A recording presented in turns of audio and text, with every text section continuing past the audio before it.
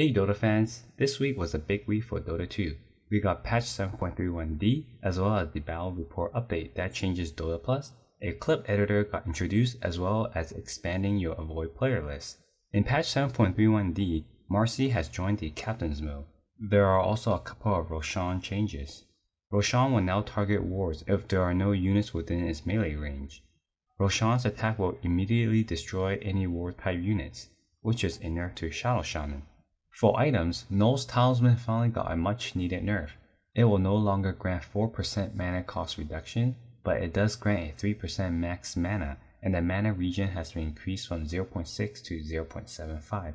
Black King Bar also got a nerf. The cooldown has been increased from 75 to 90 seconds. Wraith Pack got nerf as well. The model size is now 50% bigger, it will only take 4 hits to destroy, and the gold bounty has been increased from 20 to 100 gold.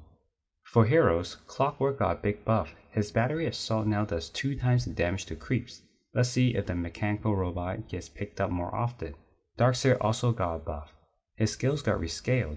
Surge mana cost now goes from 35, 40, 45, and then 50. Vacuum damage got rescaled and each level does significantly more damage. 100, 150, 200, and 250.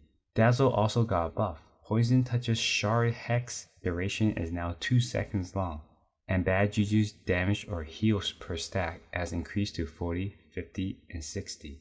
Lastly, Techies got a buff. Proximity Mine Goal has been reduced from 25 to 15.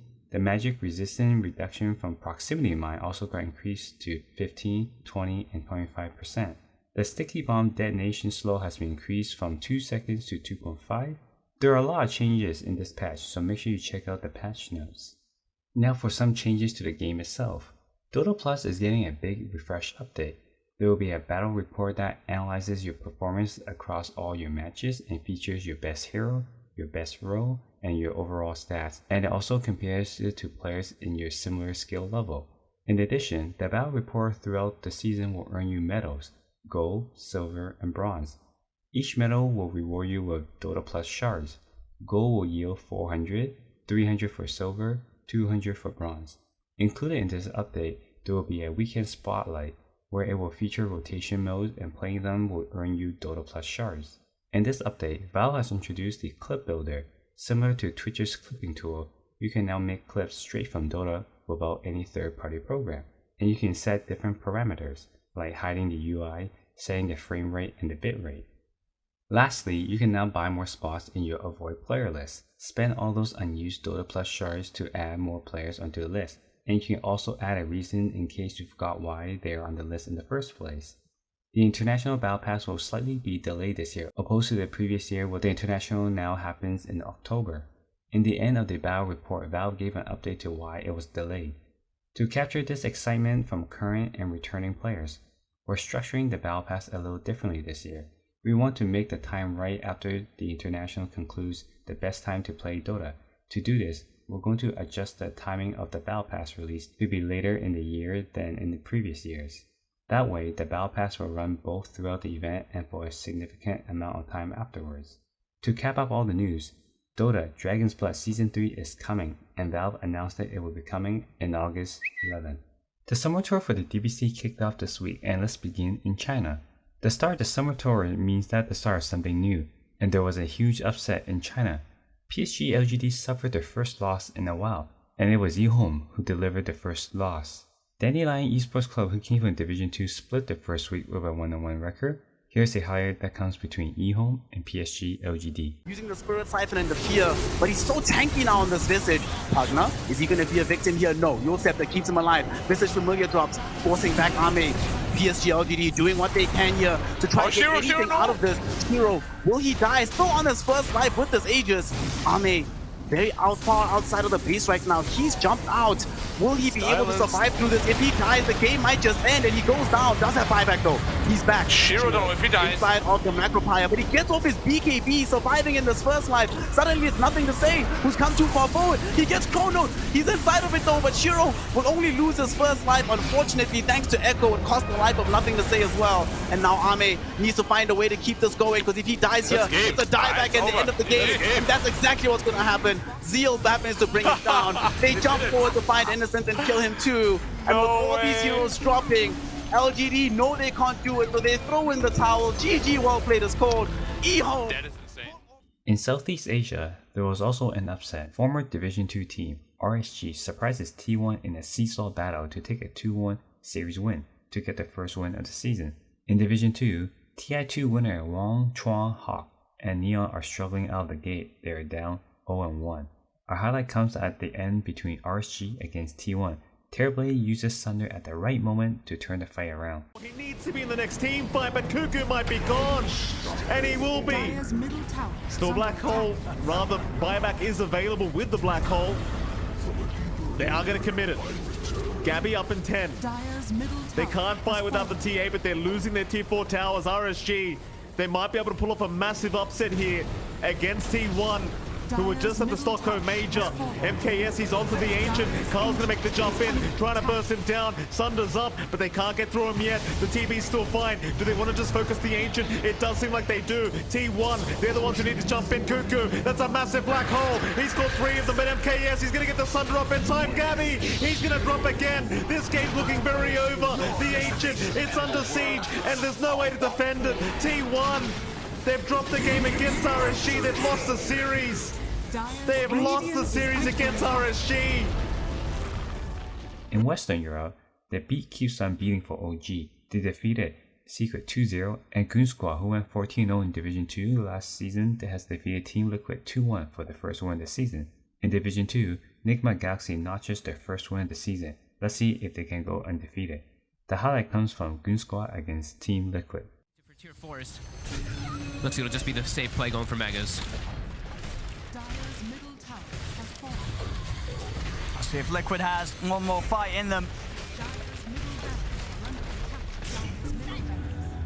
As there it is, the Megas and S4s. He's ready to look for more kills. They'll force Mickey out to the side, get him away from the arrow connection. With the base, they're just looking to end it. They know now there's no buybacks coming in. There's going to be nothing to stop Accra from finishing the base. As he's onto the Ancient, it will fall. Liquid, they call GG as Goon Squad will take the series. In Eastern Europe, Navi has turned it up to start the season going 2-0 and have their target set to qualify for the Arlington Major. In Division 2, PUCCHAMP split their first 2 games this week. They narrowly missed the playoff during the major qualifiers last season. The highlight comes between Navi against BetBoom. Itemizing just to be able to bring down the Huskar, the Lincoln Sphere, the Blink BKB on the Enigma. That was what you were looking for to make this game go your way now. Look at his damage. D-Tune is doing 840-ish damage at the moment, and he's unstoppable right now. Glyph has been forced out. He's still got a cheese as well, so he's plenty of mana to work around with. That Glyph is gonna run his course. D-Tune just looking for the opening. When do we go back in? 3-man smoke from BetBoom. They've got the roar up on the Beastmaster, but it has to be near perfect. Birds are flying in, gonna stun Bristol back once again. Hook shot from the side, it's gonna be Solo coming in. Sweet and strong, BK being up and keeping them, lifting his arms in the air. The Midnight Pulse is ticking, doing a lot of damage. Beastmaster about to drop, and he's very low, but the Ancient will go down. Bristol completely focuses on the objective-based gaming as the rest keep BetBoom stuck. In North America, after winning the BTS Pro Series, Nouns have started off strong, going 2-0. And most importantly, they defeated Evil Geniuses. The new Quincy crew also got the first win under their belt. In Division 2, Arkosh Gaming got the first win along with Alpha. The highlight comes at the end between Nouns against EG. They're gonna go for the Moonlight Shadow, the Hex, they've got the Lotus. They finish off those. The question is they do have the Nullifier, so it's not looking great here for Gunner. He's gonna get plenty of damage placed upon him. They need a little bit more. They've got the Dusk. Can they close the gap though? He's actually still alive. He's still kicking. They go. They turn back around. The Black Hole's gonna get used on top of everything else. It's looking beautiful. They take out Crit. They took down Nightfall. The chase is on after Arteezy. They'll throw the trees. They've got the damage. They'll get a kill. And they buy back on multiple heroes. Abed, he's left all alone. He goes with the refresher. It doesn't even matter. Oh my god. Disaster for Evil Geniuses. Fly running for his life. Here they are though. They have the detection. They've got the damage. They've got the lockdown. Nouns is just dissecting Evil Geniuses right now. Nightfall can only do so much. Able to live. I can't believe he stayed alive against Abed when he chased after him, but he did it. Just barely survived. Okay, they're gonna try to take this again. BKB coming out from Kostavli, and there it is. There's the other Black Hole. They'll lock down Arteezy. They call GG. In South America, every season a new team steps up. First season it was Beast Coast, then it was Thunder Awaken. Let's see who will be this season's best team. In Division 2, Ravens, who lost out in the tiebreakers last season, are up 2-0 to start the season. The highlight comes between Tempest against Wolf Team. The trouble, set things up, have another way of stopping the TP, setting things up for Remnant, for Void Spirit.